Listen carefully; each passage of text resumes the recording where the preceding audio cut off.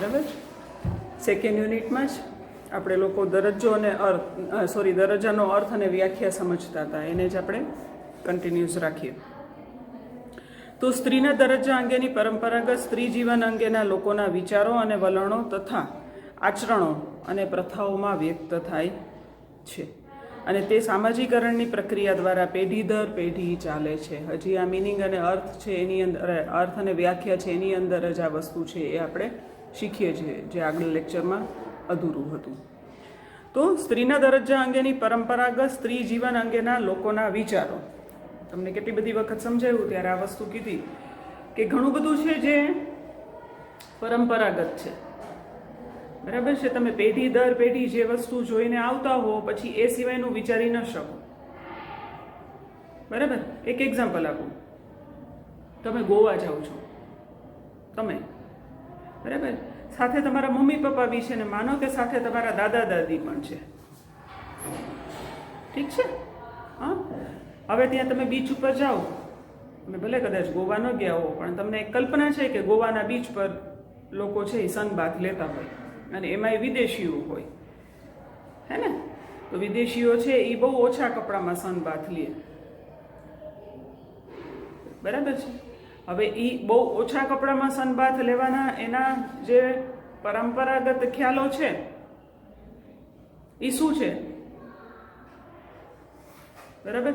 તો આપણે થોડું સાયન્સ ભણ્યા છીએ. હું બે પરસેપ્શન સાથે આ વસ્તુ તમને સમજાવું છું અત્યારે. પહેલાં એ લોકોના પરસેપ્શનથી તો કે બેઝિકલી એ જે બધા આપણે જેને શુદ્ધ ગુજરાતી ભાષામાં કહીએ ને ધોળિયાઓ, તો એ ધોળિયાઓના દેશોમાં સૂર્યપ્રકાશ છે કમ્પેરેટિવલી આપણા કરતાં ઓછો મળતો હોય છે, એટલે જો એ લોકો રૂપાળા છે.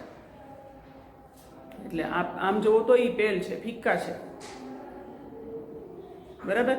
અને થોડું ઘણું બેઝિક સાયન્સ ભણ્યા હશો તો તમને ખબર હશે કે જેટલી સ્કિન તમારી ખુલીને એટલા ઉપર સૂર્યપ્રકાશ પડે ને તો એ વિટામિન ડી છે ને એબ્ઝોર્બ કરે. આટલું જો પ્રાઇમરી સ્કૂલમાં ભણ્યા હશો તો તમને ખબર હશે, બરાબર. એટલે એ લોકો વધુમાં વધુ સ્કિન પર સૂર્યનો પ્રકાશ પડે અને વધુમાં વધુ વિટામિન ડી મળે એટલા માટે થઈને એ લોકો ઓછા કપડાં પહેરી અને બીચ પર સૂવે છે. એ ઊંધા સૂવે, સીધા સૂવે નહીં. તમે જોયું બી હશે ને કલ્પના બી કરી શકો, કારણ કે ઇન્ટરનેટનો યુગ છે એટલે આ બધી વસ્તુઓ તમારા માટે બહુ સહજ હોય છે. બીજું, સ્વિમિંગ કરવાનું હોય તો એ ઓછા જ કપડાં પહેરે. આપણે નદીમાં ધુબાકા મારવા જતા હતા એવું અહીંયા એ લોકોને નથી. એ લોકોને બીચ છે કે સ્વિમિંગ પુલ છે તો એ લોકો માટે અને આપણે બી સ્વિમિંગ પુલમાં જઈએ છીએ, તમે ફરવા જતા હશો તો હા, રિસોર્ટવાળા છે એ થોડીક વળી તમને છૂટછાટ આપે છે, પણ બેઝિકલી સ્વિમિંગ કોસ્ચ્યુમ હોય છે તો એ બી ઓછું જ કપડાવાળું હોય છે. તો આ એનું પરસેપ્શન, બરાબર. હવે તમે ગોવા ગયા, તમે કદાચ સહજ છો, આમ તોય તમે 2-4 વાર નજર તો નાખી લેશો, પણ તમારા મમ્મીના રિએક્શન ને તમારા દાદીના રિએક્શન એમાં કંઈ ફરક હશે? હશે ને? હાય હાય, અમુક શબ્દો ન બોલાય. કેવી રીતે, કેવા કપડાં પહેરીને અહીંયા બહારની બાયુને તો જરાય શરમ નથી થાય. હા, તમારે એટલું નહીં થાય, થશે એટલા રિએક્શન નહીં આવે. તો સેમ સમાજમાં રહેતા હોવા છતાં પણ એ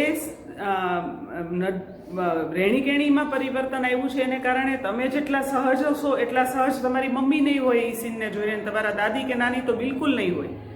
અને દાદાની તો વાત જ જવા દો, એ કદાચ બીચ પર આવું જોઈને એ જ મિનિટે પાછા વળી જશે કદાચ, બરાબર. જ્યારે એના માટે બહુ સહજ છે. તો એવી રીતે અહીંયા જે છે કે સ્ત્રીના દરજ્જા અંગેના પરંપરાગત સ્ત્રી જીવન અંગેના લોકોના વિચારો, મને યાદ છે જ્યારે મારા મેરેજ થયા તો મારા પિયર સાઈડ મારી બહેનો, મારી ભાભીઓ છે એ પેન્ટ બહુ સહજતાથી પહેરતી હતી. 1986ની વાત કરું છું. પણ મારા સાસરામાં જઈને પેન્ટ પહેરવાવાળી હું પહેલી હતી, બરાબર છે. પણ મારી મમ્મી, મારા સાસુએ ક્યારેય પંજાબી તો જવા દો, રાતના સુવા ટાઈમે મારા મમ્મીએ ગાઉન નથી પહેર્યું, મારા સાસુ પહેરતા, બરાબર. આજે ગાઉન ઓલમોસ્ટ આપણી જનરેશનમાંથી વયું ગયું છે. આપણે બધા 2 પીસના પાયજામા અને ટી શર્ટ પહેરીએ છીએ, કેપરીને ટી શર્ટ પહેરીએ છીએ, ઘરમાં બી પહેરીએ છીએ, રાતના નાઇટ ડ્રેસ તરીકે પણ પહેરીએ છીએ ને. પરિવર્તન આવ્યું. આ ખાલી એક નાનકડું એક્ઝામ્પલ કપડા માટે આવ્યું. આજે તમે અત્યારે અહીંયા મારી સામે બેઠા છો, તમે 10 છોકરીઓ છો, બરાબર છે? 10 છોકરીઓમાંથી કેટલીએ પંજાબી પહેર્યા છે અને કેટલાએ પેન્ટ પહેર્યા છે. તો આ પરિવર્તન છે, પણ એ બહુ ધીમું છે. પેન્ટ પહેરવાથી મોડર્ન ન થઈ જવાય એ હવે આપણને ખબર પડવા લાગી છે, પણ આજથી 10, 15, 20 વર્ષ પહેલા પેન્ટ પહેરીને જાનારી છોકરી માટે એ મોડર્ન હોવાની સાથે સાથે એને કેરેક્ટર સાથે જોડી દેવામાં આવતું હતું. જબકી કપડાને અને કેરેક્ટરને કાંઈ લાગતું વળગતું નથી. ગઈકાલે મેં તમને એક ક્લિપ મોકલી, જ્યારે આજે એટલું પેલું નથી. હા, હજી આજે ટૂંકા કપડા માટેનું રીએ છે, પણ જીન્સ બહુ સહજતાથી હવે સ્વીકારવા માંડ્યું છે. હવે છેલ્લા 5 વર્ષથી, બરાબર છે? કે ઇવન સગા થઈને કે લગ્ન થઈને, હું મારા જ ઘરની વાત કરું કે મેરેજ થયા ને 2 જ દિવસ પછી એનું આણું આવ્યું હતું, હું જોવા ગઈ હતી તો એણે પેન્ટ અને પેલું તમે સ્પેગેટી, બરાબર, એક્ઝેક્ટલી સ્પેગેટી જેવું નહોતું, પણ ક્રોપ ટોપ અને સ્લીવલેસથી બી સાંકડી કહી શકાય એવું પહેર્યું હતું એણે. તો અને ફેમિલી જે છે એ કાફી ટ્રેડિશનલ કહી શકાય એવું છે. તો 2 મિનિટ માટે મને બી આમ થયું. હવે અહીંયા એક બીજી વસ્તુ મારે તમને સમજાવવાની છે કે તમને જ્યારે ખબર છે કે તમારું આણું જોવા માટે કોઈક આવે છે, તો એ દિવસે તમે કોઈક સારું ટ્રેડિશનલ ડ્રેસ પહેરીને બેઠા હોત તો એનાથી તમે દેશીમાં ના ખપી જાત? ન ખપત, બરાબર છે? તો આ પણ એક બહુ મહત્વની વસ્તુ છે કે સમાજમાં જ્યારે પરિવર્તન થાય છે ત્યારે એ પરિવર્તનનો મગજના ઉપયોગ કર્યા વગર તમે એનો ઉપયોગ નહીં કરો. અમે પછાત નથી, અમે મોડર્ન છીએ, અમે સમાજની સાથે ચાલવાવાળા છીએ, એ વિચારને એટલા બધા આપણી ઉપર હાવી ન થવા દો કે જેથી કરીને તમે ક્યાંક ફની લાગો. એટલે પછી આ જ વાત મેં ઘરે જઈને પણ કરી કે અહીંયા આવું થઈ શક્યું હોત, કારણ કે જ્યારે તમને ખબર છે કે તમારા બધા જ રિલેટિવ્સ આજે તમારું આણું જોવા માટે આવવાના છે અને નવી આવેલી વહુને હજી 2 જ દિવસ થયા છે, તો તમે એક સારું પંજાબી પહેરીને બેઠા હો તો એનાથી કંઈ તમે દેશી ન ખપી જાત. એ સારું લાગત. એ આપણી પરંપરા છે, કારણ કે સમાજમાં આપણે જે રીતે જીવતા આવ્યા છીએ એમાં ઝાઝું પરિવર્તન આવે તો એ આપણા મગજને આપણે પછી બહુ સહજ લઈ લઈએ. હું તમને એક એક્ઝામ્પલ આપવા માટે કહું છું, બરાબર? આજની તારીખે બી મારી દીકરીઓ માટે અમુક વસ્તુઓ બહુ સહજ છે, એમ આપણા માટે બી અમુક વસ્તુઓ બહુ સહજ હોવી જોઈએ. તમે કોઈના ઉઠમણામાં જાઓ છો તો આપણને ખબર પડે છે કે ભલે વ્હાઇટ કપડાં ના પહેરીએ પણ આપણે લાઇટ કલર તો પહેરીએ છીએ ને, કે કોઈના લગ્ન પ્રસંગમાં જાય તો આપણે ધ્યાન રાખીએ છીએ કે ભાઈ કાળા કપડાં ન પહેરીએ. તો એવી જ રીતે અમુક વસ્તુઓ સહજ છે કે એ આપણી આંખ, આપણી સમાજ, આપણી પરંપરાની સાથે આપણે ઉછરેલા છે, તો એ કરવું જોઈએ. એનાથી તમે નબળી સ્ત્રી નથી બનતા, બરાબર? અને આ બધી વસ્તુઓ સ્ત્રીઓને વધારે લાગુ પડે છે, કારણ કે આફ્ટર ઓલ આબરૂ છે ને એ સ્ત્રીના કેરેક્ટર સાથે કુટુંબની આબરૂ છે એ જોડાયેલી છે. પુરુષના સાથે બી હશે, એ ક્યારે ખબર પડે? જ્યારે છોકરાના લગ્નની વાત આવે અને એના ભાઈના રિપોર્ટ સારા ન આવે ને ત્યારે ખબર પડે. પણ છોકરીઓને તો પહેલેથી કહેવામાં આવે છે, એવી જ રીતે ઉછેર કરવામાં આવે છે કે આપણું કેરેક્ટર છે એ આપણા કુટુંબની આબરૂની સાથે જોડાયેલું છે. જો આપણું કેરેક્ટર ઢીલું હશે તો એ આપણા કુટુંબનું ખરાબ દેખાશે. હવે એ કેરેક્ટરની વ્યાખ્યા છે એ જુદી જુદી છે. મેં કીધું એમ, એ ઘણી વખત આપણા કેરેક્ટરને અને આપણા કપડાને જોડે છે, તો એ પણ ખોટું છે, બરાબર છે? તો પછી છે પરંપરાગત સ્ત્રી અંગેના લોકોના વિચારો અને વલણોમાં અને આચરણો અને પ્રથાઓમાં વ્યક્ત થાય છે. આપણી બધી પ્રથાઓ છે, આપણું જે આપણે જે આચરણ કરીએ છીએ. એક આચરણનું એક્ઝામ્પલ મેં આપ્યું કે ભાઈ તમારી ઘરે કોઈ આણું જોવા આવે છે ત્યારે તમે એ નોર્મલ કપડાં પહેર્યા હોત તો એ વધારે સારું લાગત. આપણે અહીંયા કંઈ બોલવાના, ટોન્ટિંગ કરવાના એ પહેલાંના જમાનાનું જેવું નથી. પહેલાંના જમાના હોય તો રોવડાવીને કપડાં બદલાવડાવે બી ખરા, બની શકે.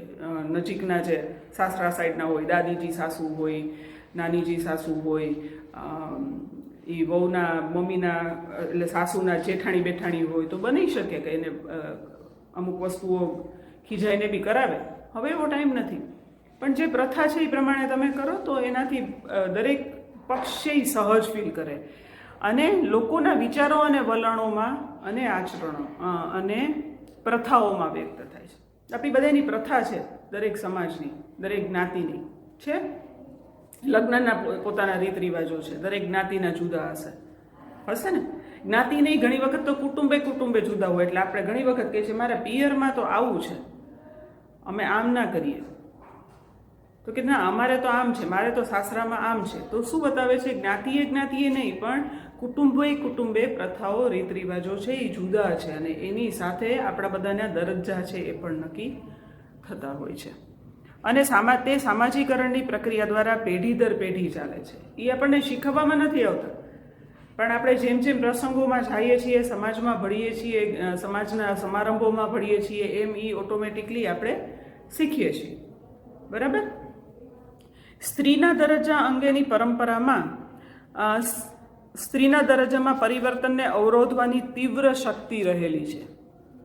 આ પણ એક મહત્વની વસ્તુ છે કે એના દરજ્જાની અંદર એનો જે પરંપરાગત દરજ્જો છે એમાં પરિવર્તન આવવામાં ઘણી બધી વિરોધની તીવ્રતા રહેલી છે. મતલબ કે સ્ત્રીના દરજ્જાને પરિવર્તન લાવવાનું હોય, એના વિચારોમાં સ્ત્રીને જોવાના આપણા દ્રષ્ટિકોણમાં પરિવર્તન લાવવાનું હોય તો એ બહુ ઝડપથી થતું નથી. એમાં બહુ સ્ટ્રોંગલી વિરુદ્ધ થાય છે. એની કમ્પેરિઝનમાં પુરુષની અંદર જે કાંઈ પણ પરિવર્તનો આવશે, કે પુરુષની ભૂમિકામાં પરિવર્તન આવશે, કે પુરુષને જોવાની દ્રષ્ટિમાં પરિવર્તન આવશે, એ બહુ સરળતાથી, ઝડપથી, સહજતાથી સ્વીકારાય છે. સ્ત્રીમાં એવું નહીં થાય. બીજી બાજુ સ્ત્રી જીવન અંગેની આધુનિક પરંપરા, એટલે કે સ્ત્રી પુરુષ સમાનતા, સ્ત્રી સ્વતંત્રતા વગેરેના નવા તત્વોને પોતાનામાં સમાવવાની શક્તિ પણ તેમાં રહેલી છે. આથી આધુનિક ભારતમાં સ્ત્રીઓના બદલાતા દરજ્જા અને ભૂમિકાને સમજવા માટે સ્ત્રી દરજ્જા અંગેના પરંપરાઓને ધ્યાને લેવી આવશ્યક છે. હવે એની અંદર જોઈએ સ્ત્રી દરજ્જા અંગેના પરંપરાગત પાસાઓ.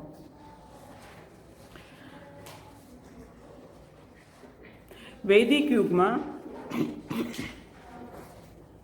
સ્ત્રીઓના દરજ્જા અંગેની પરંપરા તરફ જોતા ખ્યાલ આવે છે કે સમાજ જીવનના વિભિન્ન ક્ષેત્રોમાં મિલકતના અધિકારને બાદ કરતા લગભગ દરેક ક્ષેત્રમાં સ્ત્રી પુરુષની સમકક્ષનું સ્થાન ધરાવતી હતી.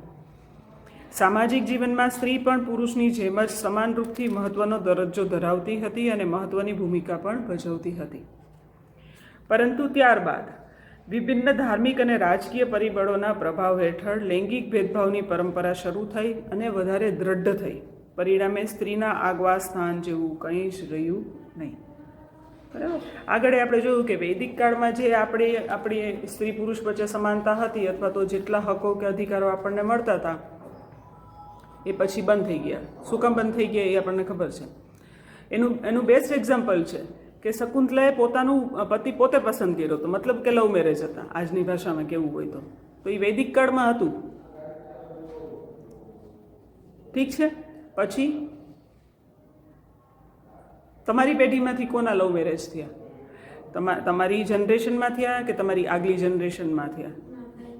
ભાઈના થયા. એટલે તમારી જનરેશન.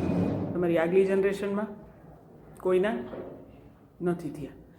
તો શકુંતલા લવ મેરેજ કરી શકતી હતી, ત્યારે અત્યારની તમારી પહેલી જનરેશન છે કે જે લવ મેરેજ કરી શકે છે. તો આ વચ્ચેનો આખી મોટો ગાળો જે છે એની વચ્ચે આપણે બધા છે ઝૂલીએ છીએ.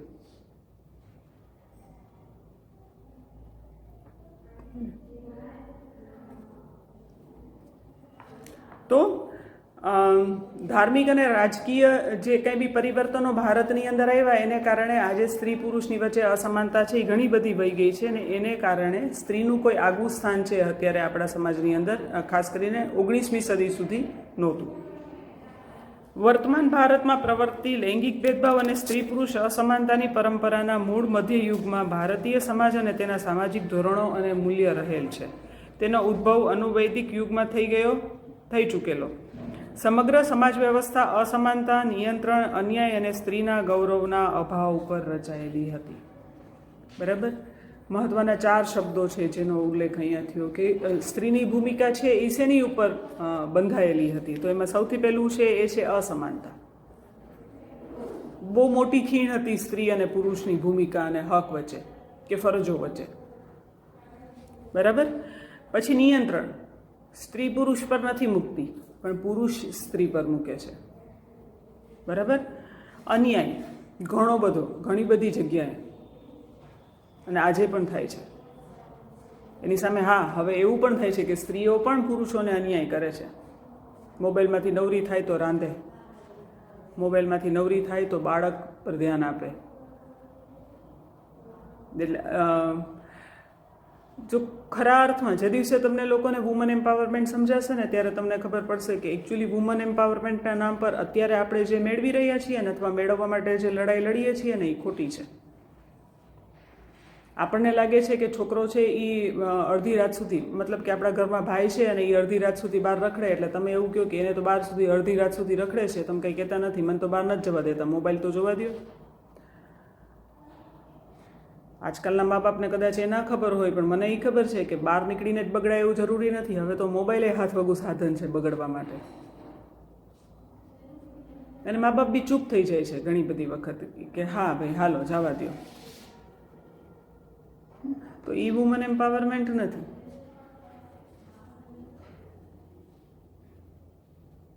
રાઈટ. ચોથું એની અંદર કીધું સ્ત્રીના ગૌરવના અભાવ પર રચાયેલી. એ ગુજરાતીમાં ભારતની અંદર હિન્દીમાં કહેવત છે, બંદર ક્યાં જાને અદરક કા સ્વાદ. મતલબ કે જે વસ્તુ તમે ચાખી જ નથી એનો સ્વાદ તમને શું ખબર.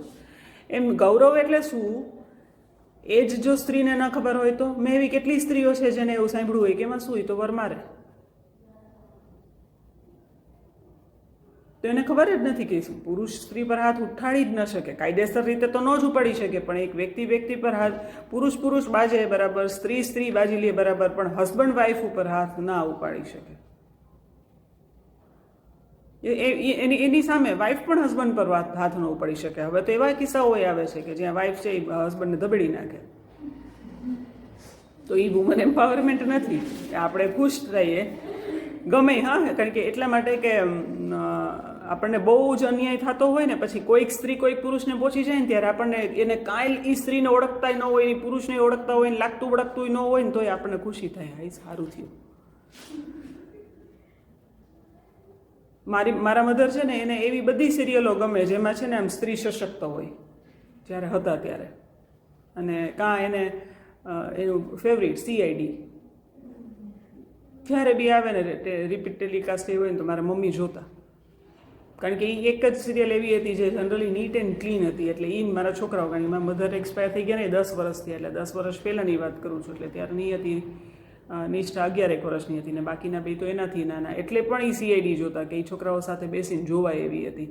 પણ જ્યાં સ્ત્રી પહોંચી જતી હોય ને એવી સિરિયલ હોય ને તો મારી મમ્મીને બહુ જ ગમે, કારણ કે મારી મમ્મીએ બહુ જ એની લાઈફમાં સફર કરેલું. તો આ એક બહુ સહજ સ્ત્રી સાયકોલોજી છે કે જ્યાં કોઈક સ્ત્રી કોઈ પુરુષને પહોંચી જાય ને, અથવા તમે ક્યાંક, હવે તો આજકાલ તો મોબાઈલના જમાના છે એટલે ગમે અહીંયા ક્લિપો આવી જાય ઘણી બધી, તો આપણને સંતોષ થાય, મજા આવે. આપણે વારંવાર એ જોઈએ છીએ. એ બતાવે છે કે સ્ત્રી કેટલી સદીઓથી પુરુષથી પીડિત છે, એટલે મારી ના શકે, ગાળો આપે, બહુ સહજ.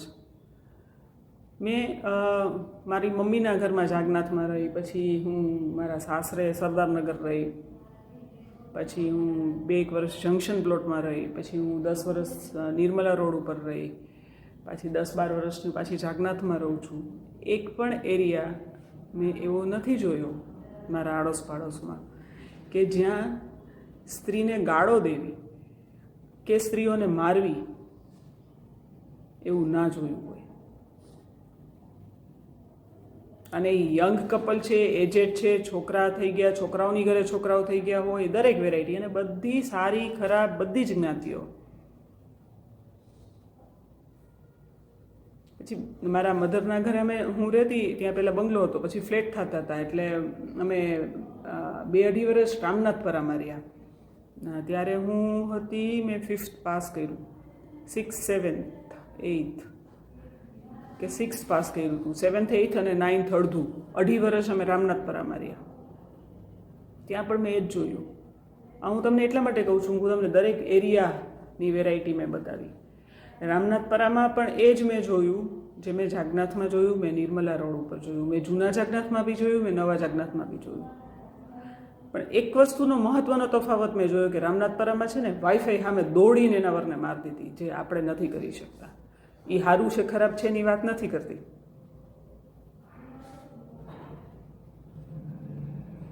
બરાબર. તમે નાની નાની શોર્ટ ફિલ્મ જોતા હશો, ઇન્સ્ટાગ્રામ પર હો, ફેસબુક પર હો, તો તમે ઘણીવાર જોયું હશે કે એક વખત મેં બી ક્યાંક જોયું હતું, મને આખી ક્લિપ યાદ નથી, પણ શેઠાણી છે એ આમ મોઢું સોજેલું હતું ને આમ હાથ રાખીને ડાઇનિંગ ટેબલ પર ચા પીતી હતી, અને એની કામવાળીએ કીધું કે મેડમ હાથ લે લો, મેરે કો પતા હે કબ તક સહોગે.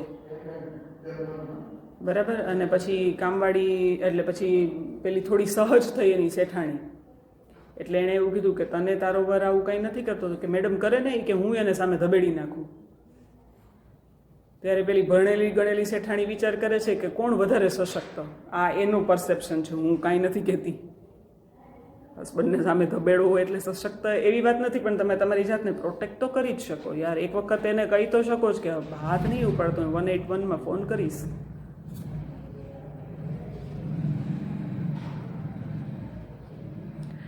બરાબર. એમ રામનાથપરામાં હું રહી હતી, હું બહુ નાની હતી એટલે મેં તમને બરાબર યાદ કરીને કીધું કે હું ત્યારે કેવડી હતી, પણ મેં જોયું હતું કે ત્યાં સ્ત્રી છે એ હાથમાં, મને યાદ છે કે પેલું પાણી ભરી એને શું કહેવાય, સ્ટીલનું બેડું લઈને એના હસબન્ડની પાછળ દોડી હતી અને ભાગી ગયો હતો એનો હસબન્ડ. જ્યારે આ બધા કહેવાતા સુધરેલા જમાના એરિયાઓમાં, સુધરેલી જ્ઞાતિઓની અંદર વાઈફના રોવાના ડુસકા સંભળાય. અને મેં મારી જિંદગીમાં રામનાથપરામાં નહોતી સાંભળીને એવી ગાળો છે એ હસબન્ડના મોઢામાંથી એની વાઈફને દેતા મેં સાંભળ્યા છે. એમાં આ ઘરમાં રહું છું ને, અહીંયા તો મેં મારા છોકરાઓએ આવીને અમુક ગાળો તો છે એ અમે અહીંયા આવીને સાંભળી, અને મિનિંગ તો પછી ખબર પડી. એ મિનિંગ અમને મારા હસબન્ડે શીખવાડી, સમજાવ્યા કે આનો મિનિંગ આ થાય. ત્યાં સુધી અમને નહોતી ખબર. અને મોટી ઉંમરના જેના ઘરમાં છોકરાના ઘરે છોકરાઓ એવા, બરાબર છે. તો બંદર ક્યાં જાને અદરક કા સ્વાદ. અહીંયા એ વાત છે કે સ્ત્રીને પોતાનું ગૌરવ એટલે શું એ જ ન ખબર હોય. જો સ્ત્રી એવું માને કે હસબન્ડ તો મારે, હસબન્ડ તો ગાળો દે, હસબન્ડને તો હક છે, નહીં, હસબન્ડને હક નથી. તો તમને ખબર હોવી જોઈએ કે તમારું ગૌરવ શું છે. તમને ખબર હોવી જોઈએ કે પુરુષ તમને ગાળ ના આપી શકે. તમને ખબર હોવી જોઈએ કે પુરુષ તમારી ઉપર હાથ ન ઉપાડી શકે. તમારી ભૂલ છે શાંતિથી કહી શકે, સમજાવી શકે. એના ઘરના પરંપરાઓ છે એ શાંતિથી બી સમજાવીને શીખવાડી શકે. બધાયમાં છે, બધાયમાં જુદી છે, તો એ શીખવવી પડે. અને એ શીખવશો તો આ 4 વસ્તુ જે છે એમાં ઘણો બધો ફરક છે એ આવશે. બેનો કાપું છું, પછી કન્ટિન્યુઅસ છે. હા, પોઈન્ટ.